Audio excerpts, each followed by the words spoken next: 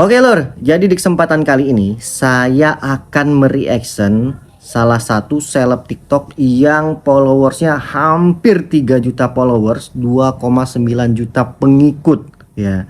Dan dia membuat konten penggiringan opini. Nah, ini bahaya banget ya. Bahayanya penggiringan opini media sosial.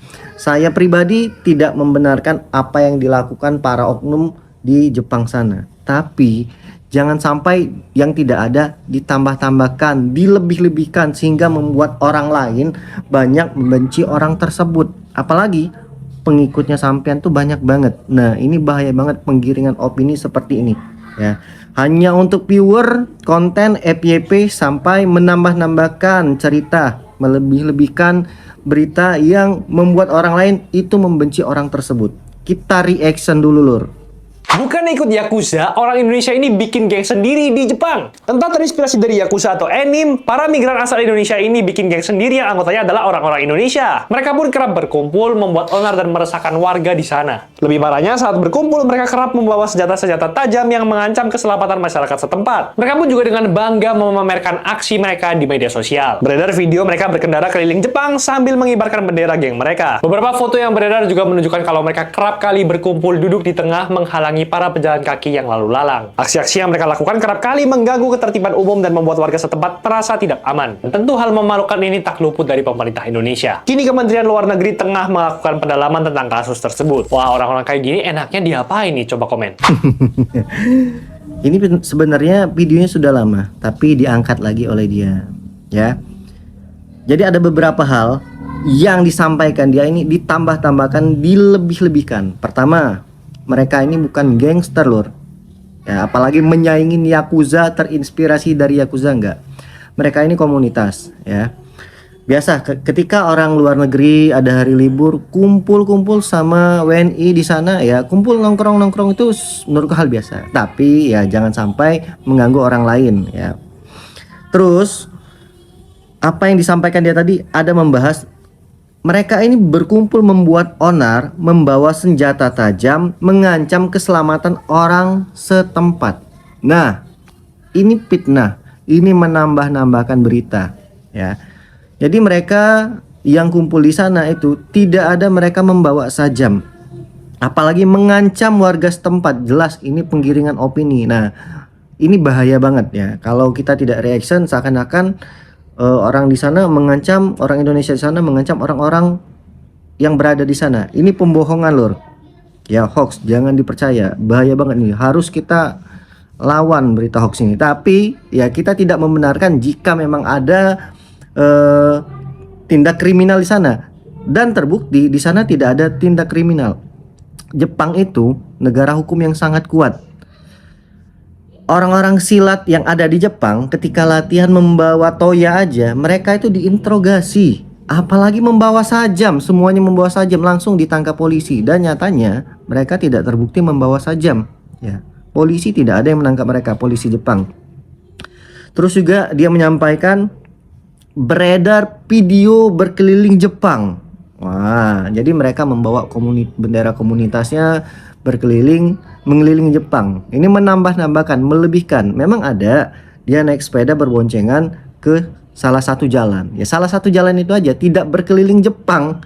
Alangkah banget ya, capek banget berkeliling Jepang. Dan kita tidak membenarkan apa yang dilakukan oknum yang bersepeda berboncengan. Ya, itu tinggal membayar denda lur. Kalau memang terbukti tertangkap mereka berboncengan, itu membayar denda ya. Tidak berkeliling Jepang. Kita tidak juga membenarkan hal tersebut karena memang aturan di Jepang tidak boleh berboncengan. Dan lanjut dia menyampaikan mereka berkumpul duduk di tengah menghalangin orang berjalan. Nah, ini juga penggiringan opini juga. Mereka itu kumpul di sana itu di pinggir. Tempat pejalan kaki itu ada di sampingnya yang jalan kecil itu. Mereka itu nongkrong di jalan buntu itu. Di pinggir di jalan buntu ya, tempat pejalan kaki ada di sebelahnya. Jadi memang tempat orang-orang nongkrong di sana. Terus terakhir dia bilang orang-orang kayak gini enaknya diapain. Nah, ini kebalik sebenarnya. Orang-orang seperti sampean itu enaknya diapain? Menggiring opini, terus juga menambah-nambahkan berita, cerita. Nah, ini bahaya banget ya. Jadi, orang Jepang yang pertama mengupload tentang berita gangster tersebut juga sudah menghapus postingannya di Twitter. Ya, karena pertama kali dia menghapus di Twitter. Kenapa dia menghapusnya? Karena memang tidak terbukti yang dia sampaikan kalau orang-orang itu membawa sajam. Ya, mereka kumpul-kumpul di sana, tidak ada mengganggu orang-orang di sana. Mungkin ya beberapa postingannya membuat pro dan kontra, ya kata-katanya. Dan kata-katanya juga kalau mau gabung ayo sini ke Jepang, seperti itu ya. Saya tidak membenarkan mereka ya, tapi juga ceritanya jangan ditambah-tambahkan lur. Inilah bahayanya penggiringan opini ya di media sosial. Dan kata dia pemerintah dalam negeri juga sedang membahas masalah ini. Nah, boleh dicari nih di Google. Bagaimana tanggapan KBRI, KJRI tentang kasus yang ada di Jepang kemarin? Mereka sudah menanggapin. Ya memang tidak ada mereka membawa sajam. Mereka hanya berkumpul di sana. Kadang orang kita ini ya karena mungkin ketidaksukaan ya, ceritanya ditambah-tambahkan, diviral-viralkan. Padahal mereka sama orang Indonesia sendiri boleh mengingatkan, misalkan Mas kumpul-kumpul yang tertib dan lain-lain, itu boleh mengingatkan. Tapi ditambahkan cerita seakan-akan mereka nih ketika mereka nongkrong memukulin orang, mengganggu orang dengan sajam, itu kan ditambah-tambahkan. Nah, inilah bahayanya ya. Jadi buat teman-teman media, jangan cuman hanya viewer ya, hanya demi konten terus ditambah-tambahkan beritanya.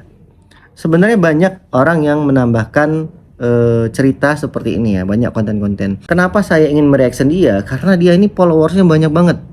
Ya, kalau didiamkan orang lain akan terhasut, menjelekan juga, bahaya banget. Jadi saya memutuskan untuk mereaction supaya cerita ini tidak sampai simpang siur. Tapi ingat ya, saya juga tidak membenarkan apa yang dilakukan oleh para oknum. Ya, karena memang kalau orang silat khususnya di Esa Teratai juga melarang adanya komunitas ya. Tapi ya jangan sampai ditambah-tambahkan. Dan juga buat dulur-dulur yang ada di luar negeri, ayo fokuslah di sana mencari nafkah untuk keluarga, diri sendiri, mencari kesuksesan di sana. Jangan lakukan hal-hal yang aneh-aneh. Ya, fokus kerja.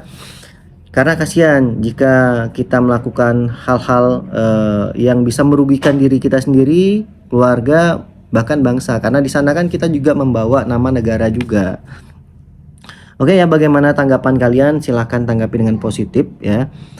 Jangan sampai menambahkan cerita yang tidak ada ya. Apalagi ini menyangkut paut nama negara, bukan nama organisasi atau komunitas lagi, negara di sana ya. Orang Indonesia langsung tergiring opini, menghujat dan lain-lain. Apalagi ya memang banyak yang tidak suka dengan oknum yang bersangkutan juga ya. Oke. Bagaimana tanggapan kalian? Silahkan komentar di bawah. Assalamualaikum warahmatullahi wabarakatuh. Salam persaudaraan.